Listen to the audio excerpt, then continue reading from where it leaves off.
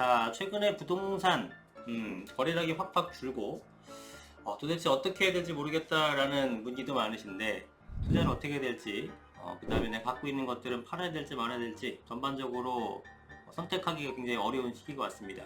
최근에 기사 몇 개 보면서 흐름을 좀 잡도록 하겠습니다. 첫 번째로 돌아온 30대 영끌족 1분기 주택 매매를 주도했다라고 합니다. 거래량이 아직도 많은 것은 아닙니다. 그런데 지금 1분기에 전국 아파트 거래가 88,000건인데 그 중에서 26.6% 가장 많은 연령대가 30대입니다. 이게 패닉바잉으로 유명했었던 21년 3분기 이때가 30대가 40대보다 비중이 더 컸었어요. 영끌족들이 많았던 시기.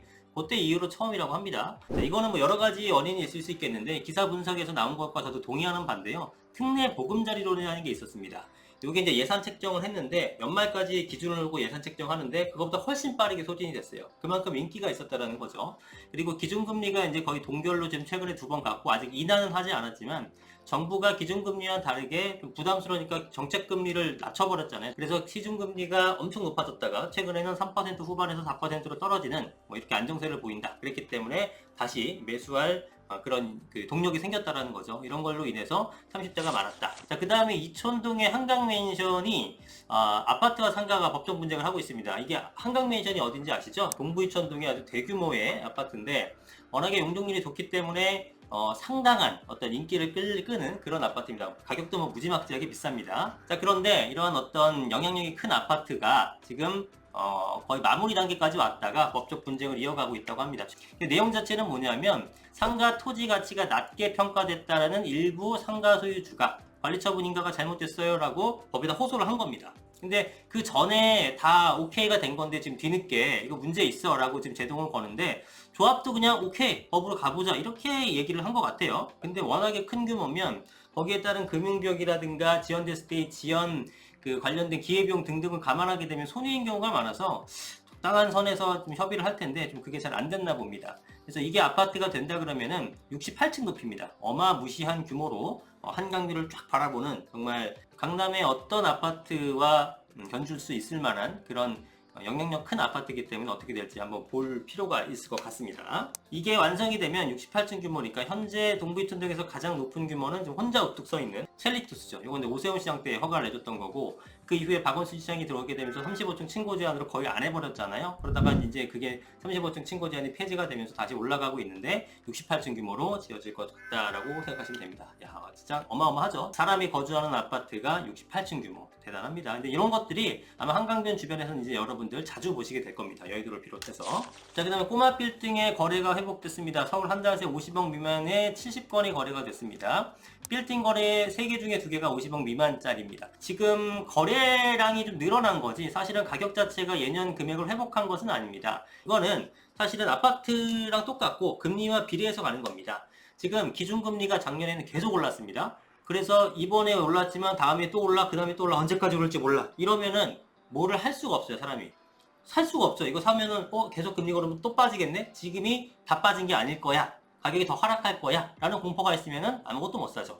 근데 사실상 기준금리가 우리는 2번 동결됐고 하반기에 오히려 오히려 인하를 해주냐 이런 얘기가 나오지 더 이상 인상 얘기가 안 나온 상황에서 유일한 걸림돌이었던 연준이 추가적으로 올리면 우리도 어쩔 수 없이 올리지 않을까라고 생각했으나 연준도 지금 금리가 사실상 동결로 될 것 같다라는 의견이 지배적이면서 더 이상 금리는 올라가지 않아. 그러면 이게 끝물이야. 이제는 내려가려면 남았어. 그러면 부동산도 하락하는 건 멈추겠지. 이런 생각이 팽배해진 거죠. 그래서 아파트 마찬가지로 지금 뭐 송파라든가 아니면은 뭐 강남의 일부 아파트들 뭐 이런 것들 좋은 지역들 같은 경우에는 저점을 다지고 예년 회복하려면 아직 멀었지만 아주 초저점에서는 한 2억에서 3억 정도 올라가는 것들도 단지들도 많이 있거든요. 그러니까 바닥 다지기를 한 거죠. 빌딩도 똑같습니다. 그와 같은 형태로 이제 금리가 멈췄다는 생각이 드니까 하락하면서 거래가 안 되다가 이제 멈췄어. 이제 많이 가격은 내려갔네. 이제 올라갈 일만 남았어. 구입해야겠다. 이런 어떤 시각이 반영되게 되면서 거래량이 늘어나고 있다라는 겁니다.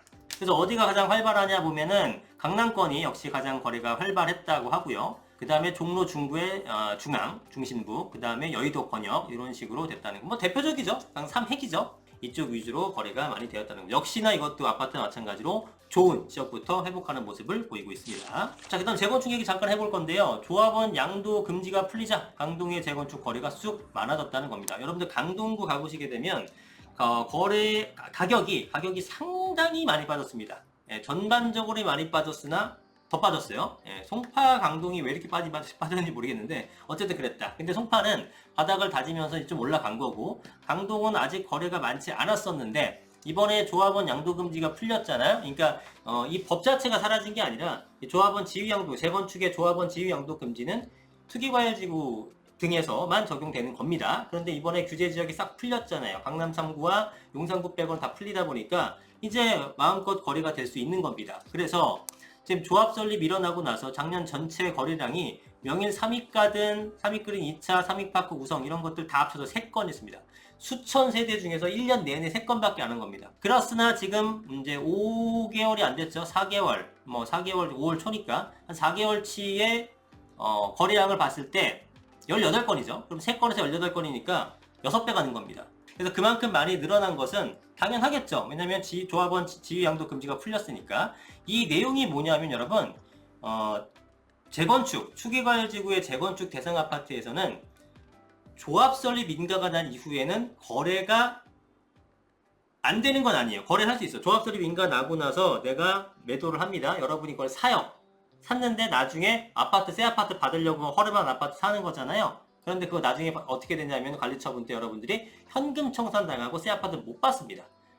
그러니까 거래는 될 수 있다고 하더라도 여러분 그걸 안 사겠죠. 그래서 조합원 지위 양도 금지가, 그래서 투기과열지구의 재건축 대상 아파트가 조합 설립 인가 이후에는 사실상 거래가 전무하다시피 합니다. 그런데 이런 것들이 풀리자마자 엄청나게 늘어난 모습을 보이고 있죠. 네, 더군다나 가격도 지금 낮은 상태니까. 그래서 사실상 이러한 제도로 인해서 제가 봤을 땐 강동구도 지금 저점 다지기를 하고 있는 겁니다. 지금 강동구 매입해도 되느냐? 매입해도 된다고 말씀드립니다.